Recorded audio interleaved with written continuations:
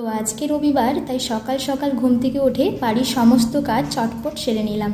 অন্যান্য দিনগুলোর তুলনায় আজকে একটু বেশি কাজের তাড়া ছিল, কারণ বাকি দিনগুলোতে তোমাদের দাদা ভাই অফিসেই লাঞ্চ করে। শুধু আজকের এই একটাই দিন যেদিন তোমাদের দাদা ভাই বাড়িতে খায়।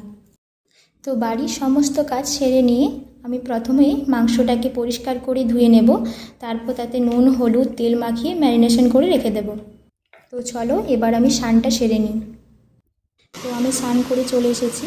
এবার রান্নাঘরে যাওয়ার আগে একটু সানস্ক্রিন অ্যাপ্লাই করে নেব। তো চলো এবার রান্নাঘরে যাওয়া যাক। রান্নাঘরে যেয়ে আমি প্রথমে আগে করলাটাকে ভেজে নেব।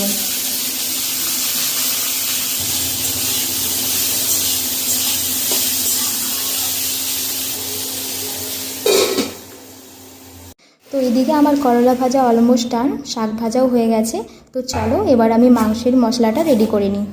জানো তো, গত সপ্তাহ এই দিনটার জন্য অপেক্ষা করে বসে থাকি, কারণ এই একটাই দিন যেদিন আমরা একসঙ্গে কিছুটা সময় কাটাতে পারি। তো এখন আমার মাংস হয়ে গেছে, কিন্তু খাওয়ার শেষে একটু চাটনি না হলে হয়, তাই একটু চাটনিও বানিয়ে নিলাম।